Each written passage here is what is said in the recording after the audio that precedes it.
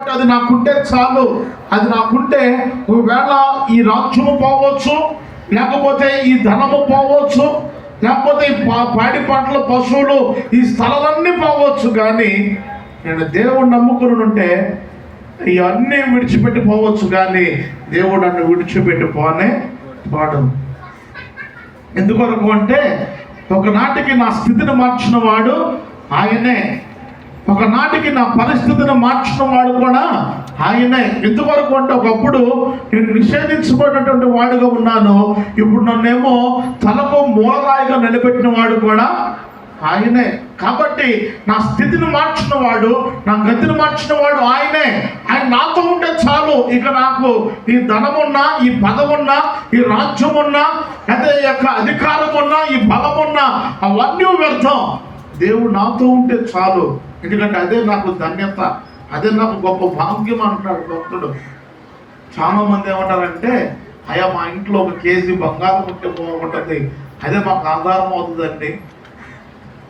లేకపోతే మాకు ఏదైనా ఒక ఇల్లు ఉంటే బాగుంటుంది. ఎందుకొరకు అంటే వృద్ధాప్యములో ఆ ఇల్లు ఉంటే కనుక అద్దెకిస్తే దాని ద్వారా మేము బ్రతుకుతామండి. ఎందుకంటే మనం ఎప్పుడు కూడా కింద ఉన్న వాటినే మనం వెతుకుతాం.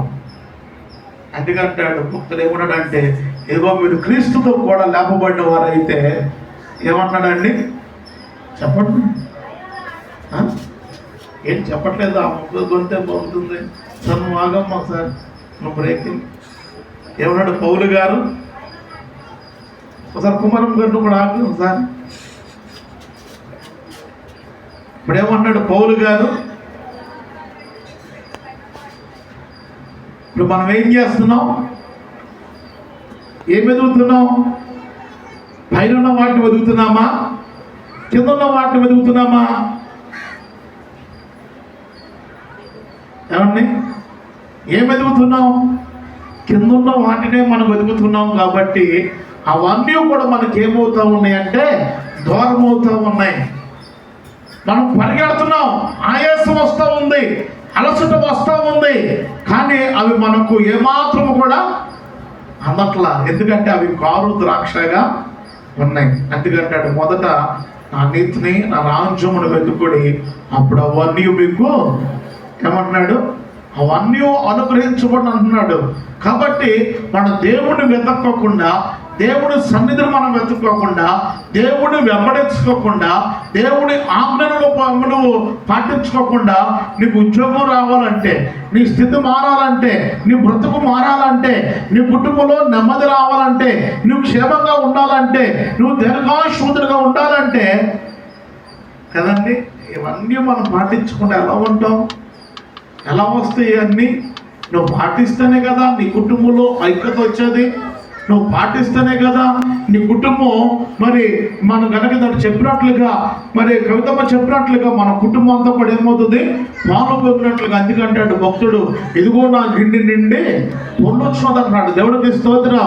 మన కుటుంబంలో ఆశీర్వాదం పొందాలంటే ముందు మనం ఏం చేయాలంటే, మన కింద ఉన్న వాటిని మనం వెతికే వారిని కాకుండా పైన ఉన్న వాటిని మనము వెతికేవారుగా ఉంటే, దేవుణ్ణి వెతికితే కదండి, మొదట ఆయన నీతిని, ఆ రాజ్యంలో కనుక వెతికితే నువ్వేమైతే కోరుకుంటున్నావో, ఏమైతే కారు ద్రాక్షగా ఉన్నాయో అవన్నీ నీకు అందుబాటులో ఉంటాయి, అవన్నీ నీకు దగ్గరగా వస్తాయి.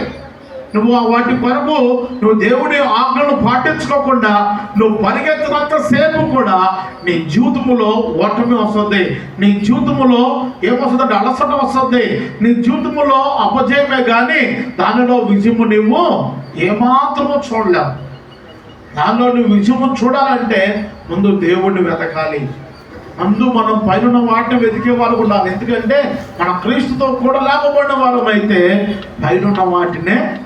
అందుకనే ఒకే ఒక మాటను చెప్పి ఈ సమయం వైగారికి అప్పగిద్దాం. ఎందువరకు అంటే, మరి కోల్గేట్ కంపెనీ ఎంతమందికి తెలుసు? ఏమండి, కోల్గేట్ పేస్టులు వాడుతున్నారా? ఎవరికి? మన చిన్నప్పుడు సిఎస్ఎస్ స్కూల్లో చదువుతున్నప్పుడు ఆ కోల్గేట్ పేస్టులు, బ్రష్లు వచ్చాయి. అవి ఊరికే ఇచ్చేవాళ్ళు. ఏమనేవాళ్ళు అంటే, పొద్దున సాయంత్రం తోముకుండా అనేవాళ్ళు పళ్ళు. అవి తోముకుంటే పుచ్చిపళ్ళు రావు, ఏమండి పళ్ళు ఎంతో ఆరోగ్యంగా ఉంటాయని చెప్పేవాళ్ళు. ఇంత పేస్టులు ఇంతలో బ్రష్లు ఇచ్చేవాడు.